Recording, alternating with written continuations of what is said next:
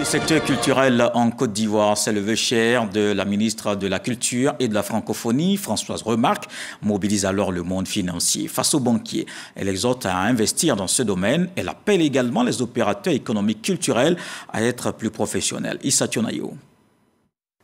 La Côte d'Ivoire accueillera au mois de novembre prochain l'organisation d'un salon consacré aux industries culturelles.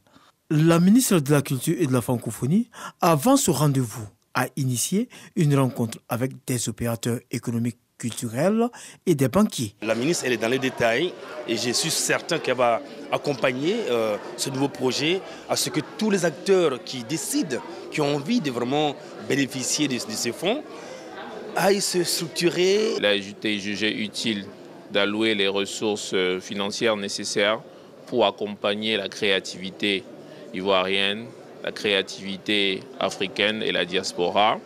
Et le CANEX sera donc la rencontre tant rêvée qui attirera les investisseurs. La culture est un levier important dans le développement d'un pays.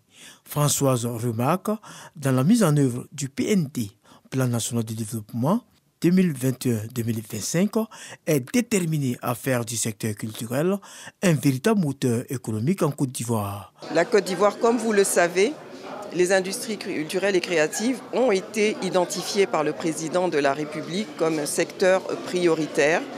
Cette occasion du CANEX démontrera que le chef de l'État a bien sûr eu raison de considérer ce secteur comme étant un secteur prometteur de croissance. Pour arriver à une véritable industrie culturelle, il faut une structuration du secteur. Beaucoup d'opérateurs aujourd'hui sont des opérateurs extrêmement structurés qui créent des emplois. Si on prend le cas de Patéo, si on prend le cas de Saint-Moïse, je pourrais citer plein d'exemples d'opérateurs aujourd'hui qui sont formalisés, qui créent des emplois, qui ont des unités de production, des unités d'animation, des unités dans la musique, mais ce n'est pas forcément su. L'ambition du ministère de la Culture, c'est aussi de montrer ce que l'on ne voit pas. Cette rencontre avec le secteur financier a été l'occasion pour Françoise Remarque d'inviter les opérateurs culturels à sortir de l'informel et à être de véritables contributeurs au PIB du pays. C'est le 1er juillet en France que Justin Stanislas s'est décédé. La dépouille de l'artiste chanteur est arrivée hier à Abidjan. Les parents, proches et le monde culturel étaient à l'accueil. La ministre de la Culture a témoigné le soutien du gouvernement à la famille. Serge Pakom-Didi, Issa Tionayo. Port-Boué, aéroport Félix Houphouët-Boigny. Il est 20h, arrivée de la dépouille mortelle du crooner Justin Stanislas en provenance de Paris. L'épouse de l'artiste, Yvonne Rabé, connue sous le pseudonyme de la marraine des Clignancourt, est inconsolable. La famille est très touchée, on fait l'effort sur nous pour se dépasser. Il a marqué la musique ivoirienne. Très tôt, il est allé, il s'est mis dans la firme Philips, où il y avait Louga François et Kaby Briand, et même Nelson Guégué. Et puis il a fait son chemin. Alors c'est quelqu'un d'intemporel. Parents, proches, confrères et consoeurs artistiques, tous présents, ont aussi le visage fermé. Un artiste ne meurt jamais, comme on le dit coutumièrement. Je suis méoué parce que j'ai eu envie de faire comme des dévanciers. Il fait partie de ces dévanciers-là. La ministre de la Culture et de la Francophonie, Françoise Remarque, apporte le soutien du gouvernement par sa présence. Madame la ministre de la Culture et de la Francophonie, très marquée par ce deuil, en sa qualité de mère des artistes de Côte d'Ivoire, dit son soutien indéfectible, son attachement et ses condoléances à la veuve, aux enfants, aux artistes de Côte d'Ivoire, à la grande famille des hommes de culture. C'est le lieu de rappeler que Justin Stanislas sera porté en terre le 10 septembre prochain au cimetière de William Civil. Bien avant le 7 septembre, l'INSAC, Institut national supérieur des arts et de l'action culturelle, abritera une veille artistique en hommage aux défunts. Le 9 septembre, une veillée traditionnelle aura lieu à Yopougon, Figayo. Alors, Justin Stanislas, c'est un artiste que vous avez connu. Oui, ça fait partie de mon enfance, c'est-à-dire des artistes comme Justin Stanislas, François Louga, Kéké Kassiri, qui était hier au Palais de la Culture, et d'autres encore font partie de tout ce patrimoine de la Côte d'Ivoire, et c'est normal qu'on lui rende hommage. J'étais très touché lorsque j'ai appris moi aussi sa disparition. J'étais en Martinique, et naturellement, j'ai eu une pensée pour sa famille et pour sa femme, effectivement, qu'on appelle la marraine de Guignancourt. Et je pense que c'est important qu'un pays apporte son soutien chaque fois qu'un artiste comme ça donc s'éteint, parce que ce sont les artistes qui donnent le là d'un pays. On l'oublie souvent, mais on n'est pas seulement des gens qui cherchons à la fois à sortir d'un sous-développement uniquement par des ponts, par de la nourriture ou par quoi que ce soit. Nous devons aussi par la culture, par la connaissance historique, par les livres, et c'est important de rendre hommage à Justin Stanislas pour le rôle qu'il a joué. Oui. Pour parler de livres, justement, vous êtes l'auteur de cet ouvrage, Le souper du Trocadéro, quand Renaud dîne avec Nelson Mandela et Aimé Césaire. Alors pourquoi j'ai l'impression que c'est un retour sur la vie de Nelson Mandela? Oui, parce que Nelson Mandela est quelqu'un qui me fascine depuis toujours. Quand j'ai présenté les Koras en Afrique du Sud il y a quelques années, j'avais tout fait pour le voir parce que c'était quelqu'un que j'adorais. Malheureusement, ce jour-là, il était malade. Et par la suite, alors que j'étais dans Martinique, j'ai écrit une comédie musicale sur Nelson Mandela. Et elle a été jouée au Casino de Paris avec un gros succès sur 3 soirs. Et c'est quelqu'un qui me fascinait beaucoup. Et j'ai eu envie de continuer ce travail-là. Et comme il fait partie des 2 hommes qui m'impressionnent le plus, qui m'ont le plus impressionné, c'est-à-dire lui et Aimé Césaire, que j'ai côtoyé pendant 13 ans, j'ai eu envie justement de retrouver cette trace de leur rencontre. Et c'est pour ça que ce livre, pour moi, est important, parce que c'est un livre qui met en présence 2 personnages que j'admire. Alors, cette rencontre à Paris, en France, de Nelson Mandela, quand il sort à la conquête du monde politique, mais aussi du monde culturel, il rencontre justement Aimé Césaire. Est-ce que c'était une rencontre pas seulement politique, mais aussi culturelle et pour tout le monde? On voit bien que Nelson Mandela était soutenu par tout le monde aussi. C'est une rencontre décisive, parce que quand Nelson Mandela sort de prison en février 90, les pays européens se disent, bon, maintenant c'est bon, on a assez fait, on a pris les sanctions contre l'Afrique du Sud, on va maintenant les lever. Pourquoi pas, pour essayer donc de trouver vers une nouvelle ère. Sauf que l'Afrique du Sud vit encore sous l'apartheid, et Mandela se dit, c'est pas parce que je suis sorti de prison qu'on est sauvé d'affaires. Donc il fait une tournée justement pour convaincre ces pays-là. Et lorsqu'il arrive en France le 6 juin 1990, il est plutôt question pour la France de lever les sanctions, parce que bon, maintenant ça suffit, et puis les pays européens, naturellement, ont leurs intérêts. Au cours de cette idée, tout change. Cette rencontre entre Mandela, entre Césaire et Mandela, Césaire et Mitterrand fait que tout change.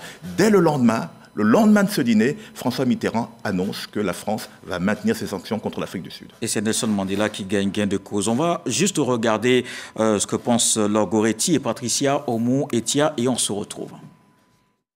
Le souper du Trocadéro, un essai critique de l'Ivoirien Serge Bilé, avec pour épicentre une discrète rencontre à Paris entre le regretté Nelson Mandela et Aimé Césaire en pleine ségrégation ou apartheid. Une œuvre qui a des relents biographiques, et les lecteurs sont séduits par la plume de l'auteur et les thèmes abordés.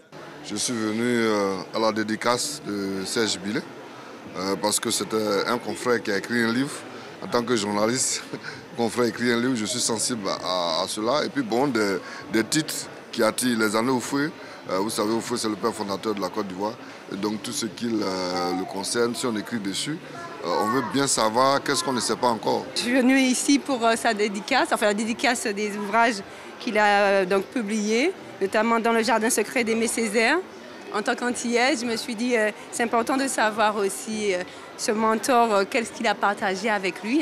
Et en tant que panafricaine, j'aime beaucoup cet auteur, Serge Bilé, parce qu'il retrace aussi des éléments de l'histoire importants pour nous qui sommes dans la diaspora, mais aussi ici en Afrique.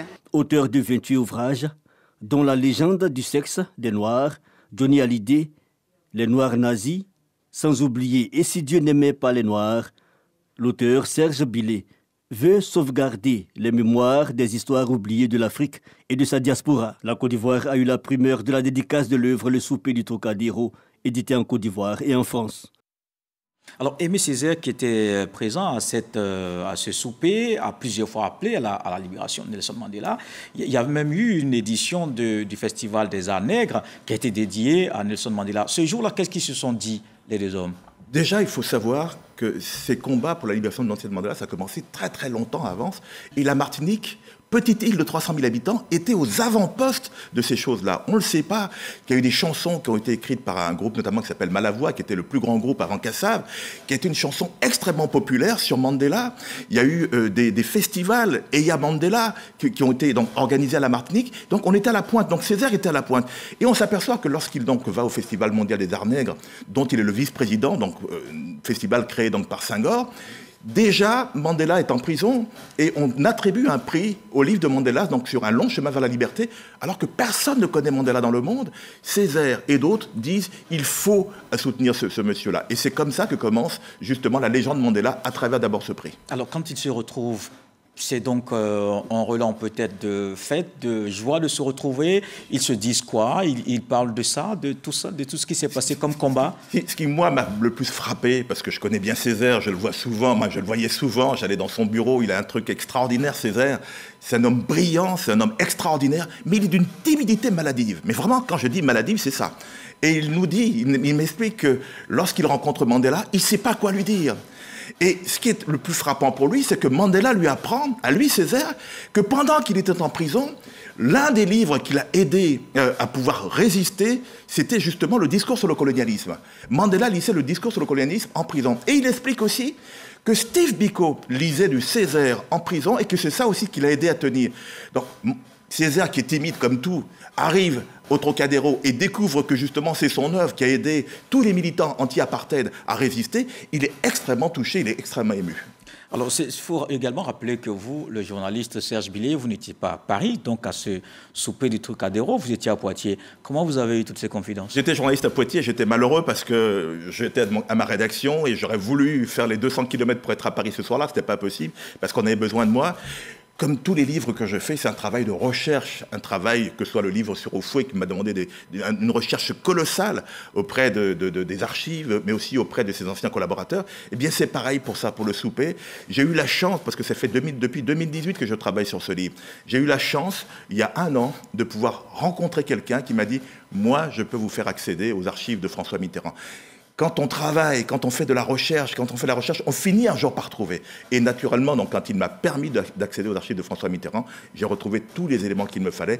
Et en plus, j'ai retrouvé les photos qui n'avaient jamais été publiées. Le photographe de l'Élysée, qui est parti faire les photos de ce dîner, il a pris les photos, il les a mis dans une boîte, et on ne les a jamais vues depuis 1990. Et j'ai pu retrouver ces photos et les publier donc, dans le livre. Alors, Danielle Mitterrand avait une fondation qu'on appelait France Liberté. Elle était très active dans ce souper du Trocadéro.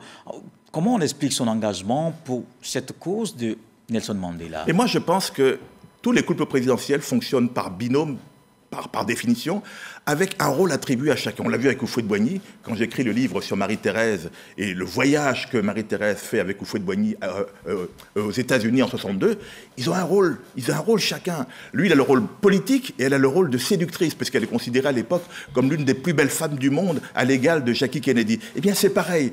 François Mitterrand a le rôle politique et Danielle Mitterrand, c'est elle qui est plus proche de tous ces gens qui militent pour les droits de l'homme. Et donc, ils se partagent un peu les rôles.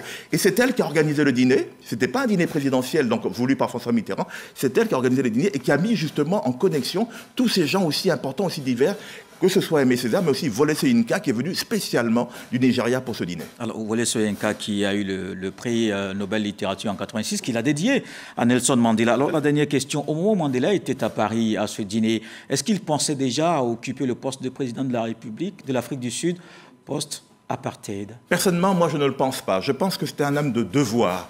Quand il est sorti de prison, je ne pense pas qu'il avait fait des plans, qu'il avait tiré des plans sur la comète. Ce qui lui importait pour lui, c'était de servir la cause. Et la première cause qu'on lui a demandé, c'est « tu fais un tour mondial pour pouvoir convaincre. Puisque tu es charismatique, puisque le monde entier s'est mobilisé pour toi, tu auras les éléments pour pouvoir donc arriver à convaincre. » Et quand il arrive à Paris, la première interview de lui qui est publiée dans le journal Libération, on lui demande justement qu'est-ce qu'il veut faire après, est-ce qu'il veut pas de président? Il m'a dit non, moi si je suis gardien de chèvre, ça me suffit. Donc c'est quelqu'un qui n'avait pas, à mon avis, de plan de carrière. qui n'avait pas d'ambition, mais qui, à un moment donné, a répondu à un appel parce qu'il était le mieux placé pour pouvoir faire les choses. Il y a tout le reste qu'on n'a pas pu dire dans cet ouvrage Le souper du Trocadéro, quand Renaud dîne avec Nelson Mandela et Aimé Césaire, du journaliste Serge Billet, journaliste et écrivain, parce qu'auteur de plusieurs ouvrages, il faut le rappeler, il faut le préciser également. Merci d'avoir été l'invité de la page culture ce journal.